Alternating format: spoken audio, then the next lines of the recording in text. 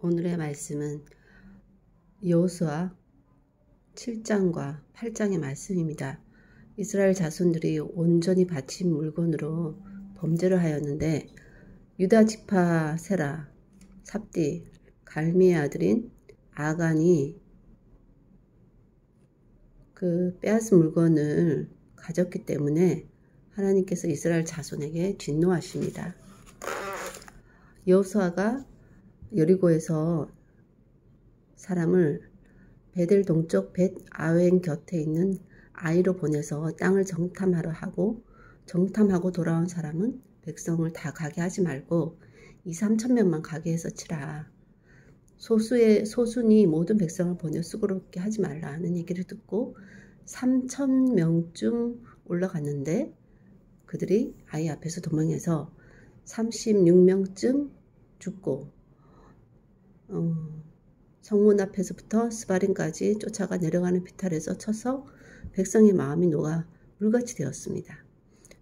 여호수아가 옷을 찢고 장로들과 함께 궤 앞에서 땅에 엎드려 머리에 티끌을 뒤집어 쓰고 저물도록 있다가 기도하기를 슬프다. 어찌하여 백성을 인도하여 요단을 건너게 하시고 아모리 사람의 손에 넘겨 멸망시키려 하셨나. 요단 저쪽을 만족하게 여겨 거주했으면 좋았겠다. 이스라엘이 원수들 앞에서 돌아섰으니 무슨 말을 할까. 가나안 사람, 이 땅 모든 사람이 듣고 둘러싸서 세상에서 우리 이름을 끊으리니 주의 크신 이름을 위하여 어떻게 하시라 합니까? 라는 기도를 했을 때 하나님이 여호수아에게 일어나라. 왜 엎드렸냐. 이스라엘이 범죄하여 명령한 나의 언약을 어겼고 온전히 바친 물건을 가져가고 도둑질하며 속이고 그것을 자기들 물건 가운데 두었다. 온전히 바친 물건을 멸하지 않으면 다시는 너희와 함께 있지 않겠다.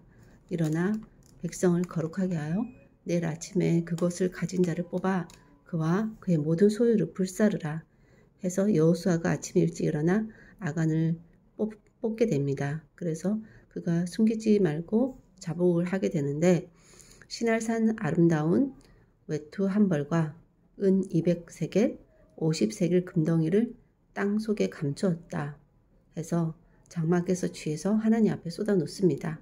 그래서 그것들과 아간 아들들 딸들 소유 나귀 양 모든 것을 장막에 속한 모든 것을 아골 골짜기에서 돌로 치고 불사릅니다. 돌무더기가 크게 쌓이고 하나님의 맹렬한 노가 그치게 됩니다. 그 뒤에 하나님께서는 여호수아에게 두려워하지 말고 놀라지 말고 군사를 다 거느리고 아이로 올라가라. 보라, 내가 아이 왕 백성 성읍 땅을 다 내 손에 넘겼으니 여리고에 행한 것 같이 행할 것이다. 오직 거기서 탈취할 물건 가축은 스스로 가지고 아이성 뒤에 가져라. 그러고 나서 아이성 뒤에 보병을 둬라 해서 용사를 300명을 뽑아 밤에 보냅니다.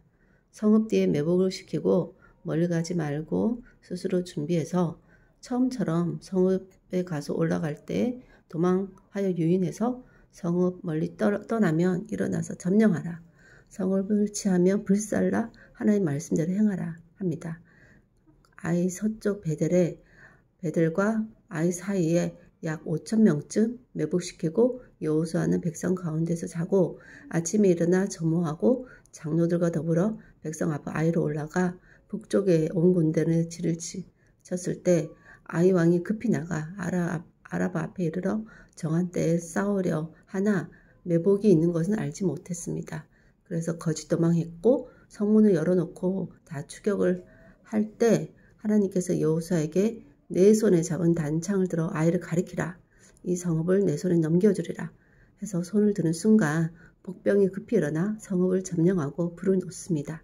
아이 사람이 뒤를 본즉 성읍에 연기가 하늘에 닿았고 도망할 데가 없고 돌이켜 아이 사람을 쳐 죽이고 한 사람도 남거나 도망치지 못했고 아이 왕을 사로잡아 여호수아 앞으로 끌어왔습니다.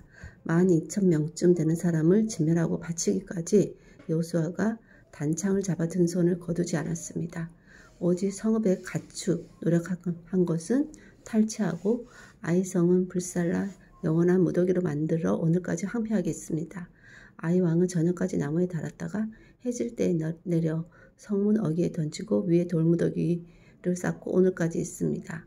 하나님을 위하여 에발산의 한 제단을 새 연장으로 닫았지 않은 새 돌로 만들어서 번제물 화목제를 제물을 드리고 모세가 기록한 율법을 돌에 기록하고 하나님의 언약궤의 좌우 그리심산 앞과 에발산 앞에 서서 모세가 축복하라고 명령하는 대로 축복하고 여호수아가 축복과 저주하는 율법의 모든 말씀을 낭독하게 됩니다.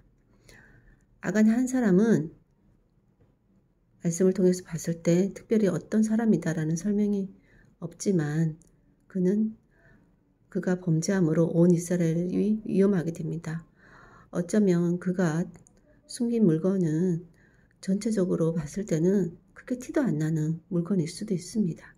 하지만 그것은 아무리 티가 안 난다고 할지라도 하나님께서 분명히 하지 말라고 한 것이기 때문에 단 한 사람, 어떤 면에서는 하나님께서 백벌 일개로 삼기 위해서 아간이라는 한 사람만 선택하신 것이 아닌가. 예수님을 십자가에 달기 위해서 유다 한 사람만 선택한 것처럼 두 사람도 아니고 한 사람만 선택한 것도 하나님이 긍휼하심이 있다라는 생각이 듭니다.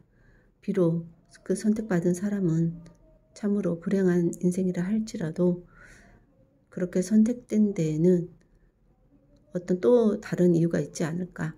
그 60만 명이나 되는 사람 중에 이 아간 한 사람을 선택해서 그로 범죄하게 한 것은 그가 일상적인 모습에서도 다른 사람들보다 좀 더 개인적인 욕심이 있지 않았나 하는 그냥 추측을 할 뿐이지만 어쨌든 지극히 평범한 어떻게 보면 믿음이 좋다라고도 할 수 있는 늘 우리가 주위에서 봤던 그 한 사람의 범죄로 온 이스라엘이 위험에 처하게 되고 그 한 사람과 그에 속한 모든 것들을 다 멸하게 함으로 하나님의 맹렬한 노가 그치고 다시 정비해서 승리를 얻게 되고 하나님이 모세에게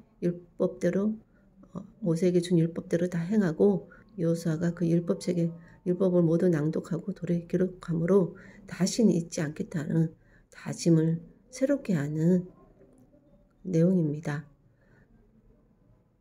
가나안의 그런 가나안 전쟁을 앞두고 큰 여리고 성은 쉽게 무너뜨렸지만 이제부터 시작인 이 시점에서 아이성에 대한 패배는 정말 모든 다른 이웃 백성이 듣기에 어떻게 큰 여리고 성은 그렇게 무너뜨리면서도 아이성에는 패했네? 라는 그런 소문이 돌면 얼마나 이스라엘이 우습게 알고 그 전이가 불타오르겠습니까? 그래서 그뿐만 아니라 이스라엘 입장에서도 그 마음이 완전히 녹아내렸기 때문에 싸우지도 않고 지게 되는 그런 상황에서 아이성의 멸망은 앞으로의 그런 전쟁을 미리 예고하는 것이랑 마찬가지다는 생각이 듭니다.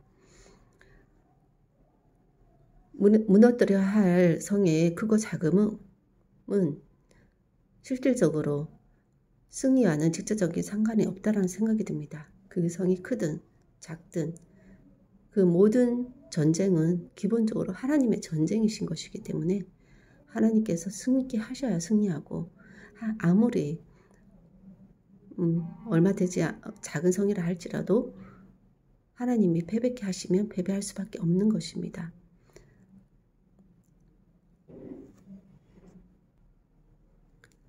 하나님의 전쟁은 이런 가난안 백성들과의 전쟁이 아니라 백성이 하나님을 순종할 수 있도록 하는 곳으로 계속해서 싸우고 계신다는 생각이 듭니다.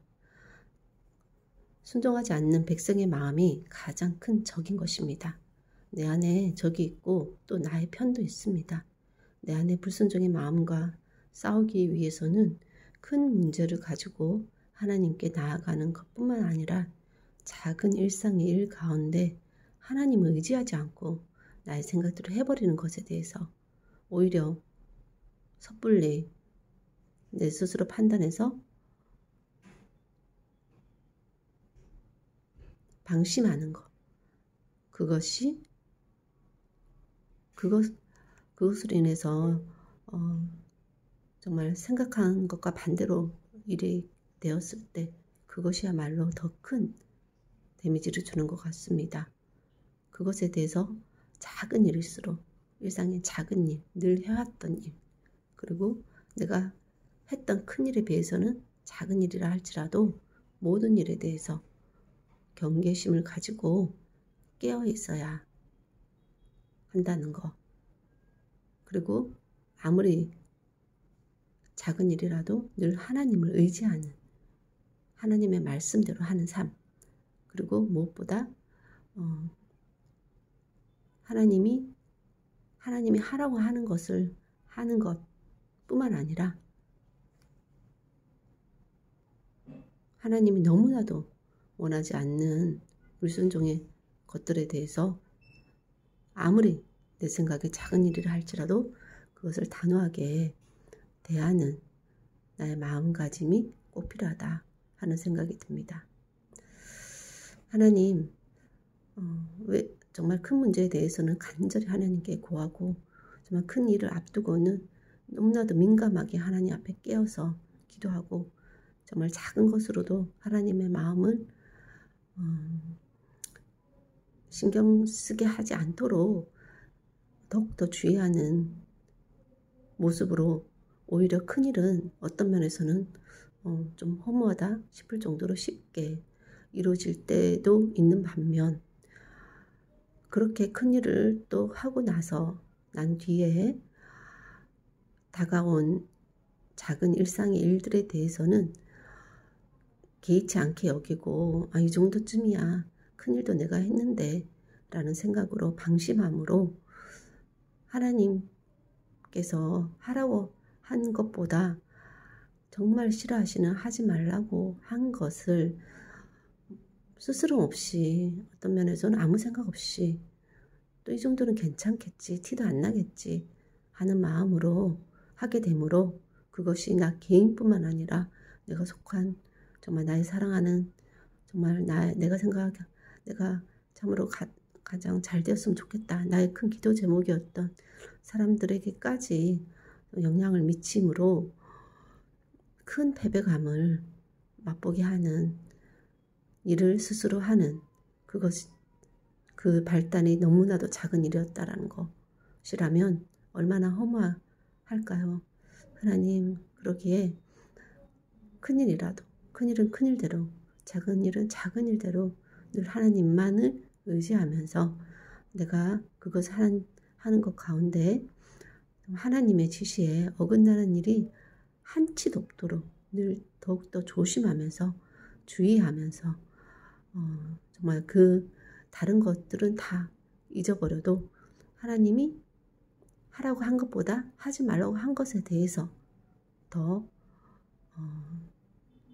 그것을 꼭 명심해서 온전히 좀 하나님이 원하시는 대로 일을 해나가는 그런 매일의 삶을 살아갈 수 있도록, 그래서 나 스스로 나를 잘못시키는 그런 일이 없도록, 또 다른 사람의 어떤 넘어짐을 통해 또 저에게 교훈하신다라는 생각을 가지고 한 번의 실수는 있을 수 있겠지만 거듭된 실수는 실수가 아니고 그것은 반복된 죄이기 때문에 더욱 단호한 자세로 임할 수 있는 저의 마음을 가질 수 있도록 도와주시기를 원하옵고 모든 말씀 예수님 이름으로 기도하였습니다. 아멘.